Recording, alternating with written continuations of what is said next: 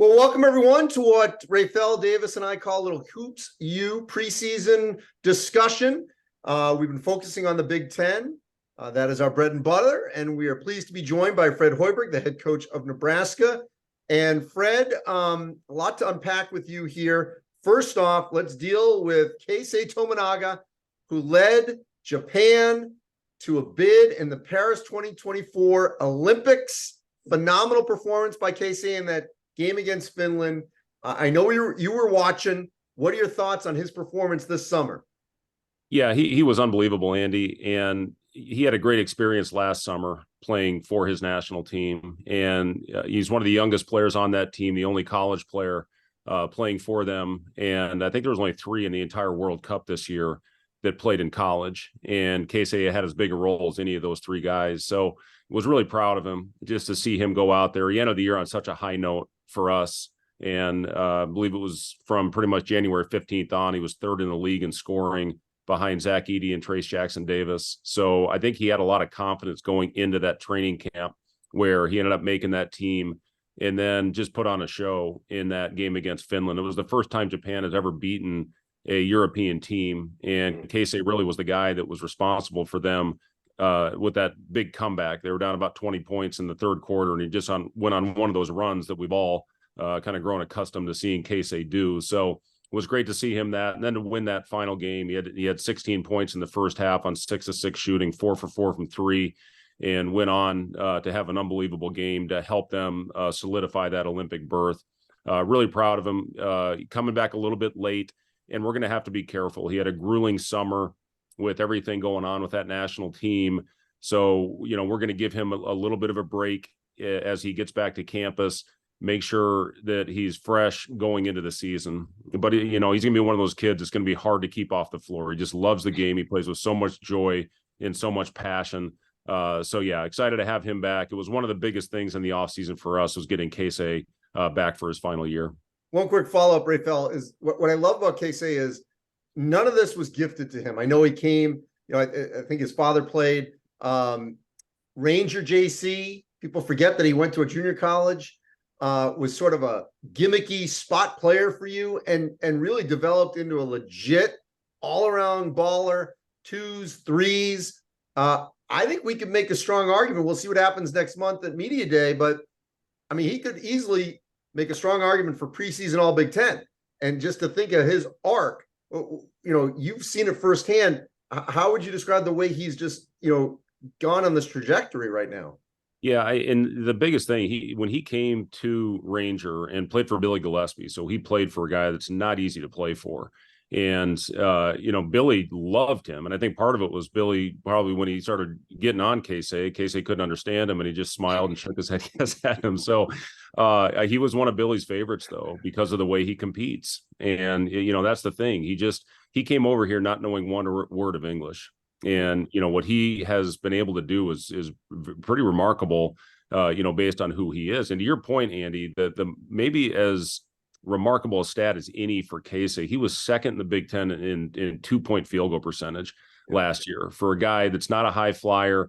It shows how good he is moving off the ball. His cutting, he and Derek Walker had such a great chemistry together with our open spread offense. And, that's what got Keisei so many plays around the rim where he became an elite finisher. So I agree with you. I think he has a chance if he can duplicate what he did in the last half of the season. He has a chance to be an all-league player. Because with Keisei, it's so much more than just putting the ball in the basket or just taking those tough shots. It's his energy. He's a guy that can come in a room, he can come in the game, he just gives everybody energy. What's that been like off the court? Because you even see it with his engagement with the fan base and how the fan base gets behind him. So kind of talk about that a little bit. Yeah, and it's not just the home fan base, Rapheal, it's the opposing fan base as well. And, you can see it when Keisei gets on one of his runs, the opposing fan base, they get behind him. And, he has fun with it as well. And that's what I admire about him. He really plays the game with a joy. He's got an infectious personality. He's a great talker in practice. And he does a lot of little things that really helped us, especially at the end of the year, have such a strong finish. And, he's an easy kid to root for because of how much passion he brings to the floor. And it's not just in games. He's the same way in practice. He's the same guy as what you see on the floor in those 40 minutes. All right. So obviously he's the most known player returning.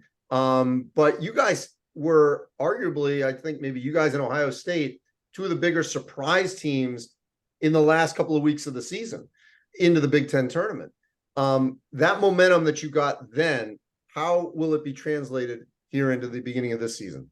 Well, we did. We had the best record from February 1st on. I had a 5-1 month, and the one we lost was Michigan State. And we played probably our best 30 minutes of the season. Just that they went on a crazy run to finish that game, hitting threes from all over the floor. But we really did hit our stride at the end of the season, and I think had a lot of momentum going into the summer, and that helped us get, I think, some of the transfers. High-level guys that we ended up getting with Bryce Williams from Charlotte. Really excited about him. 40% three-point shooter, is great size, very athletic, and a three-level scorer, and played for a great coach and knows what he's doing on the defensive end of the floor.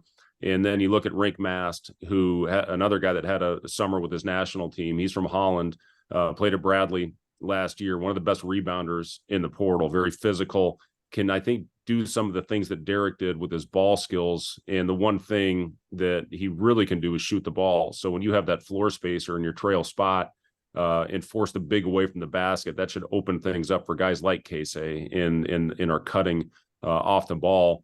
And then Josiah Alec is another one that we got, who's from Lincoln. His sister plays volleyball, great player on the volleyball team. And I think he saw what Sam Griesel and the fun that he had coming home for his last year.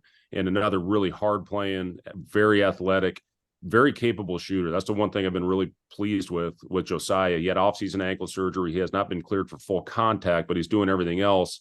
But he's really worked on that shot. And a couple of years ago at UMKC, he was a 36% three-point shooter. So certainly has the ability, has gained confidence, I think, in his shot. Now it's just about carrying that over into games. But I think the momentum that we had at the end of the year, it really allowed us to talk to some of these transfers. And then we got Jerron Coleman as a late addition that will really help us. We needed some depth in the backcourt, and he's a guy that can play both guard positions and really put up good numbers in a great system on a good team last year at Ball State. One quick follow-up on Alec, playing for Richard Pitino.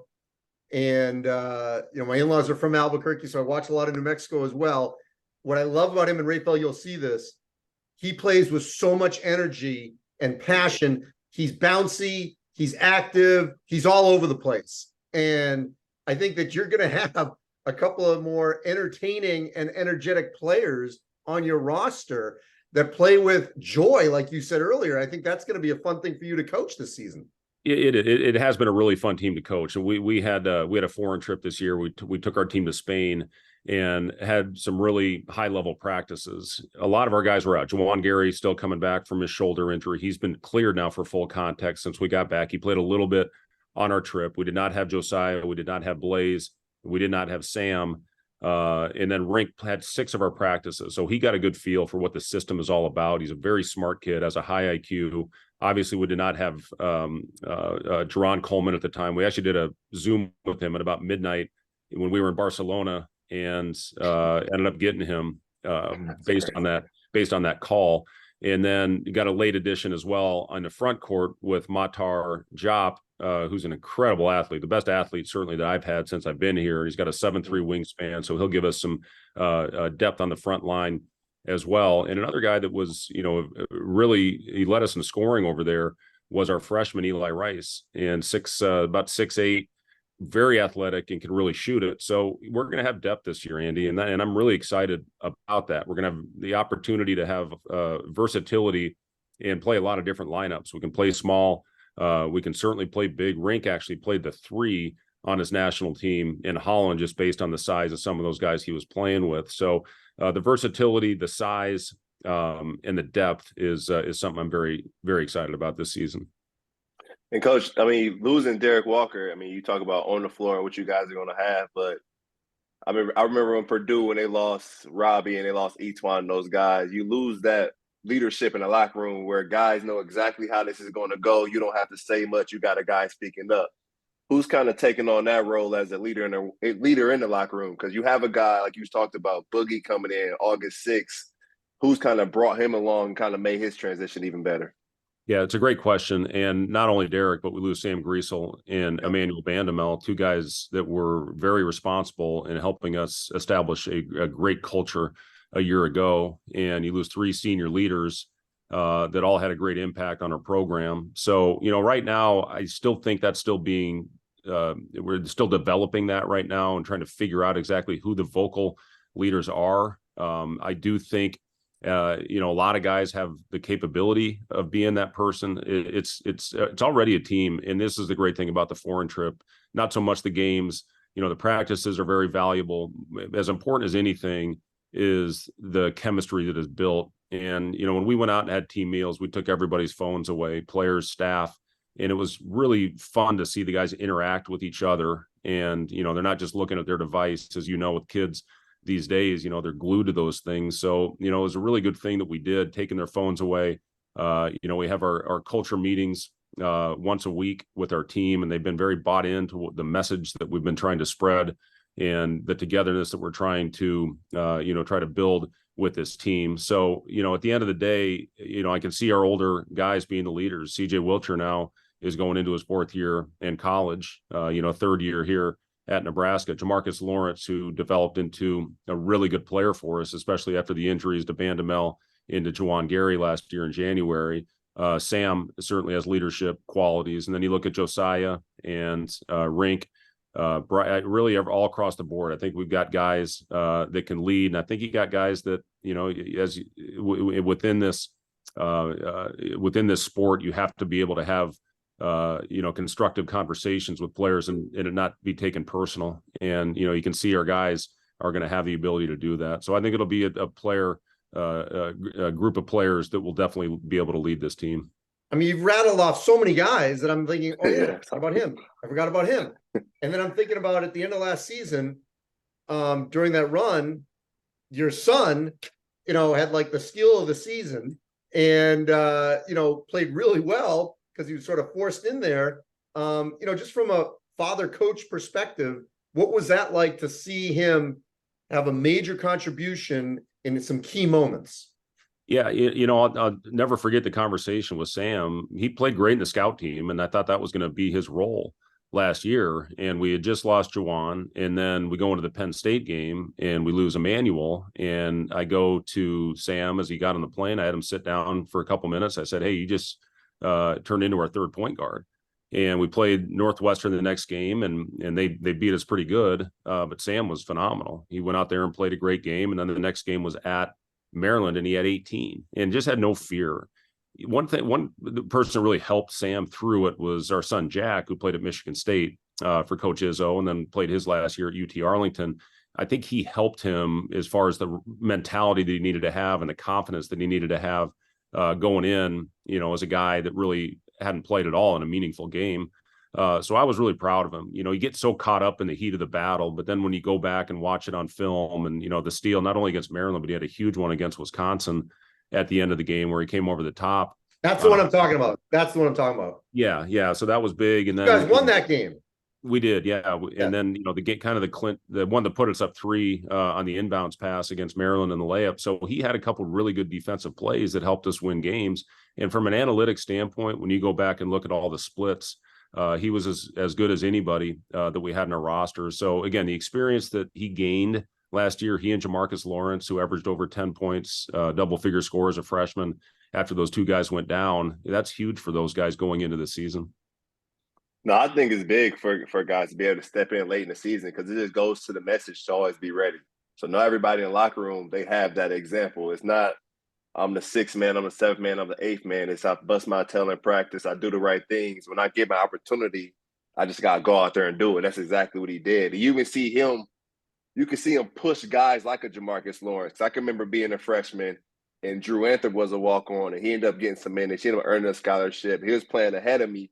And it just showed me that it doesn't matter if I put the ball in the bucket, just go play hard and you'll find your way on the floor. So how important it is to have that example in the locker room before you have freshmen come in or even recruits or whatnot, or guys transfer in. If you just play the right way, you're going to be on the floor. Yeah, and also I think it goes to show that your role can change over the course of the season. And, you look at those two guys, Jamarcus was in and out of the lineup in the early portion of the season, and all of a sudden now he's thrown into a starting role. And he's our backup point guard. And he didn't play a lot of point guard in high school, at Roselle Catholic in New Jersey. And Sam goes from a bench player, got garbage minutes, to all of a sudden being a huge part of our team and a big part of our success late in the year. So yeah, it is, Raphael. It's important for recruits to see that if you come in and prove you can play and show that you can be on the floor. We had one of our walk-ons, Cale Jacobson, who had a great 3-game stretch over in Spain. Started one game at the 5 because of our limitations. He's 6'3" and finished the game at the 1. He's going to have a chance. And, it's kind of how you have to approach it. Doesn't matter who you are, where you're ranked, what your age is. If you show that you belong on the floor, you're going to get opportunity. So, and then one thing I saw was just been hearing just throughout the conversation, and I know it's about you guys' roster, is the depth. And maybe depth you guys haven't had in recent years. So what is that going to bring to practice? Because now you have guys that you're not going to know how many minutes you're going to play. In past years, you may know I'm going to get 25 minutes, 30 minutes. Now you have guys that's really going to have to compete every single day. Yeah, it's going to make for a fun training camp once we get started in late September with official practices. We're doing some things right now, a lot of teaching, breaking into stations. You only get 4 hours, so we're not doing a lot of live right now, especially because we had the foreign trip. You got to be a little bit careful about the burnout factor when you do have the trip with all the practices and the load that you put on your body in the summer. So it's been a lot of teaching right now, but we're going to start going live next week. And when we do that, it's going to be very competitive practices because of the depth that we have. And again, the role on day one may be different as we go in, because in games, guys are going to perform a little bit different maybe than what you expected. The other thing is, we may not have our finishing lineup established until we get into the season. And for me, it's always been who's got the hot hand. That's who's going to finish the game. So, all that stuff will be developed. Very important to have role acceptance once we do figure out exactly what a rotation is going to be, and then be ready. If something happens, be ready when your name is called. So the extra work that you have to put in. But it's going to create very competitive practices based on the depth, and we'll see who emerges and who the guys are that earn their spots in the rotation. You don't have to say it. I'll say it. You guys have not been healthy. I don't even remember the last time you had a healthy year. So we've never seen the full Nebraska potential from beginning to end. This kind of depth that you have now, you might have had it other years. You just never had healthy bodies, a full roster, especially key guys. So knock on wood, that doesn't happen, this season, any injuries. All right. So non-conference, you beat Creighton last year. And then obviously things went a little sideways. We know that all these teams, we've been talking to these, your peers, there's going to be so many good teams, and everyone's going to cannibalize each other when we get into January and February, which puts a little bit more pressure on November and early December. So how much did this trip hopefully help you, go into the Big Ten with maybe only 2 losses or 3 losses max, so that when those, everyone's going to have losses this year. Everyone's going to have losses, that it doesn't bury you. Yeah, it's in to your point, when we had our starting group, the group that we had as our starters, because Derek Walker missed the first 5 games last year, and we got beat handily when we didn't have Derek. We played pressure teams. It was just a bad schedule for us early without Derek on the floor, who was our pressure release. And once Derek got back in the lineup and we had our starters, we were 7-3 with that group. Really should have been 8-2. We had a tough call at the end of the Purdue game. And I think had we stayed healthy with that group, we had a great chance of being an NCAA tournament team. Then we lose 2 starters in the middle of the season, really to flip how we played. We went from a very good defensive team, grinded out type of group, and then flipped it. Casey played a lot more minutes. Jamarcus got in there, Sam, and we had to put in some different zones and became really good offensively. So, the preseason is very important, because we had a couple tough losses early. We had 3 really good wins against Florida State, Boston College. and Creighton and beat Iowa in one of those first two games in December. And then, had a tough stretch when those guys went out, as a lot of teams would have when you lose two starters that had a huge impact on our group. So to answer your question, Andy, the early part of the season, because we had the trip, will help. Getting guys back healthy and into the fold, and getting Casey back now, starting his workouts here in a couple of weeks. I feel really good. I feel great about this group. It's going to be an easy group to cheer for, very similar to what last year's team was. I think they're going to play extremely hard. And, if you have that type of group, you're going to win a lot of games. You're going to win games maybe you shouldn't win if you have a group that stays together and competes and is the harder playing team. And, that's what we turned into. That's what we had early in the season when we had our starters healthy, and it's how we finished the season. So now it's about putting a full, 30 plus season, 30 plus games together, and finding a way early to get off to a great start to really breed confidence. And if we can do that, I have a really good feeling about this team. But how important is it for your fan base for you guys to get off to a good start? You guys, when you guys are winning, when you guys have players that just playing hard or energized, you guys have one of the best home court advantages in the league. So how important is that to get off to a great start there? It's absolutely important. And I think, you were in our arena a couple times in February last year, Raphael. I mean, that place was rocking, and, not an empty seat in the building. And, so thankful that those fans stayed with that team. But I do think they appreciated what that group was all about. And, it's going to be the same with this team. We've got some tough early season opponents, and, if we go out there and compete and get that same type atmosphere, I feel really good about protecting our home court this year, which you have to do, not only in the non-conference season, but once you get into league, it's so hard to play in the venues in the Big Ten. We're going to have to protect our home court if we want to play in the postseason this year. So important to get off to a good start and get our fans behind us early. All right, one last thing for me. I'd be remiss if I didn't ask. You were there. What was it like, 92,000, watching an unbelievable women's volleyball team, on a football stadium, on the field of a football stadium? From a television standpoint, it was remarkable to watch. What was it like on the ground? It was one of the coolest sporting events I have ever attended. And it just, to see Memorial Stadium completely full and sold out, and the flyover with the planes, the light show at the end, the concert, I mean, the whole production was just unbelievably well done. And so many people put in a tremendous amount of work to get that event, make it what it was. But it was as cool of event as I've ever seen. And it was over 93,000 people, set the all-time record for a women's sporting event for attendance. Was really cool to be there in person and see the support that was given. And I'm telling you, they got a great team. It's gonna be fun to follow them all year. Raphael, last word. No, Coach, I appreciate the time, and I'm looking forward to you guys this year. I think you guys have the depth and the health to really, and the athleticism. I think kind of how you kind of like to run things, and with the flow of the offense. I am curious to see if you guys will play a little faster this year with Boogie coming in, with Bryce Williams, with his athleticism, with Casey.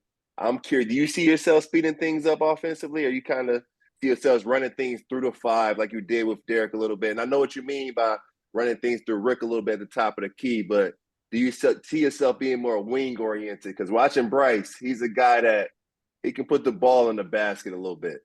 Yeah, I mean, we really picked up our tempo in the second half, especially after January. It did pick up a lot, and we've always been top in our league in tempo. We were a little bit slower last year just based on our personnel, but I certainly prefer it that way. I prefer to get up and down. We'll see how it goes with this team. We tried to play fast over in Spain. They did a good job of being, they get very physical in Europe, as you know. And, you're not maybe but with a 24-second shot clock, it was good to practice that way. So we do drills every day with our tempo and our pace. And, I do think it's a group that can play fast. Yeah. Well, Fred, we appreciate your time. We look forward to seeing you in Minnesota next month. All right, guys. Appreciate it. All right. Thank you, Fred. Yep. Thanks, See you Coach. guys. Yep. All right, Raphael. Again, I don't want to sound like that every team we have on here, oh my God, they're going to be in the NCAA tournament. But we haven't interviewed a team yet that doesn't have the pieces to be a tournament team. Right. I think it's gonna come down to how well can Mast, I don't want to pronounce his name wrong, but Mast and you got Bryce Williams. If those two guys can come in and be productive, I think this could be a really good season for these guys, because you lose Derek Walker and you don't just lose his production on the court, but you lose his leadership. You lose him huddling guys up when things go awry. You lose a lot of things when you don't have him on the floor, and then you lose Sam Griesel.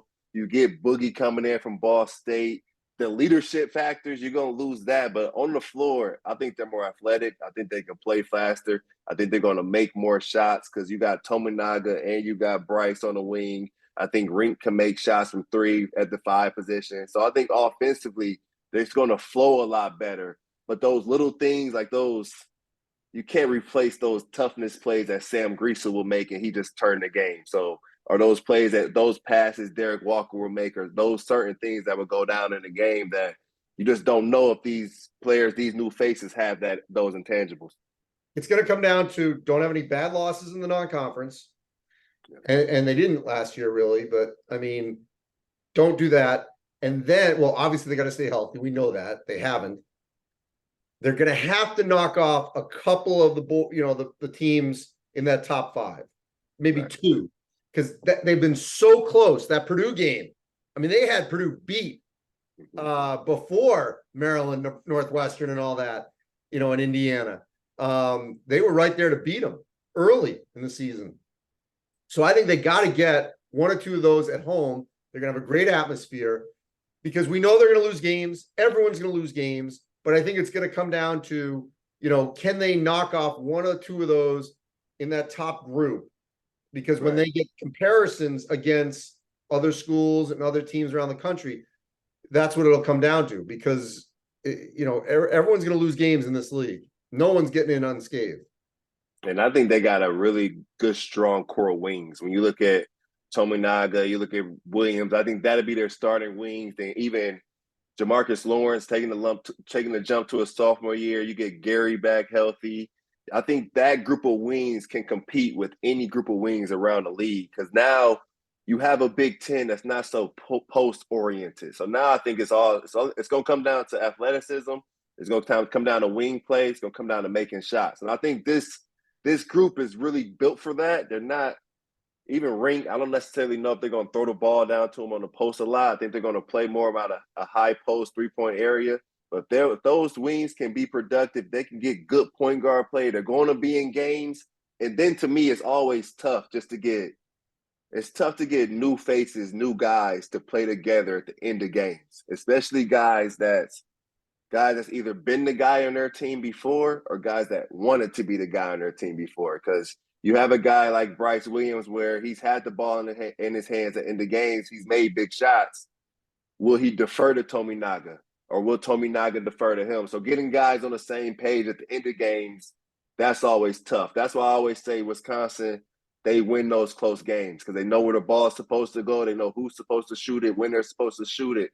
And I think that's the toughest part about getting new guys to play together. Because you think about it, their point guard just committed August 6th. And that's the guy who's going to have the ball in his hand. So they're going to have to get him going and get him acclimated quick and feeling good about making the right decision late in the game. And I also think that Fred Hoiberg is like the perfect coach for a player like Tominaga because he's going to give him the freedom, but also he gets it that here's a player that just came off a long international summer run. It's not about Fred. I think the old school, old guard coaches would say, wait a minute, you're here. Let's go. Yeah, you're playing for me and this school on this day. He appreciates the longevity of a season, of a player's career as a professional. And so I don't doubt for 1 second that he's not going to put Tominaga out in practice until he is, recovered, because I'm sure he's mentally exhausted, physically exhausted. They were playing in the Philippines. He's coming from Japan. I mean, just the travel alone of everything he's been doing, let him chill for a little while. You don't need him on September 20th. You know what I mean? Like, Yeah, and and I think it's the right guy for a player yeah. like that coming off a summer like this. And Casey is a guy that you heard Coach say you're gonna have to tell him to go sit down. And Coach knows a lot about that, having an NBA experience. And then you think about Nebraska, you think about Coach. They put a lot of time into the sports medicine side of things, the sports technology side of things. So I have no doubt in my mind that when they're ready for Casey to be back on the court, he's gonna be going full strength. But he's a guy that he just loves to hoop. So you know, guys, at late night after dinner, you go play your 3-on-3, you go hoop with your guys. So I like Casey. I think Casey is a guard that not a lot of guys are talking about right now as far as preseason on the top 5 list or top 3 shooting guards list. But I don't see why he couldn't be an all Big Ten guy. I thought he was a snub not making the team last year when you think about how he played on the second half of the season and what he did to affect winning. So I'm excited for him. I was on his I was one of his fans too, and I was talking about on Instagram. I was commenting on his post, hoping he would come back. So he's definitely the most exciting player to watch in the league. And now they have 2 really exciting wings. Jamarcus Lawrence will be one of the most athletic guys in the league. So now it's about putting it all together. And defensively, I think is where it's going to really have to connect. Because offensively, I can see it being a real fun show if it really comes together. But defensively, it just comes to see when you lose 3 guys like Vandermill, you lose Sam Griesel, you lose Derek Walker. Those are outside of the numbers. Those are just 3 anchors that's just tough to replace. I guarantee you, we're going to be sitting on that desk in Minnesota at the Target Center on October 10th, either cheering that Tominaga was preseason All Big Ten or screaming, "Where is he? Where is his name?" So we're putting it out there right now. Any Big Ten people watching, you got to vote for Tominaga. All right, Raphael, another great episode. We're going to keep this going through the month, all the way into the preseason and beyond. All right, check us all out. We've interviewed, 5 coaches now? 6? 6, yep. 6. All right, we're almost halfway there. Thanks for listening and watching, everyone. Appreciate it.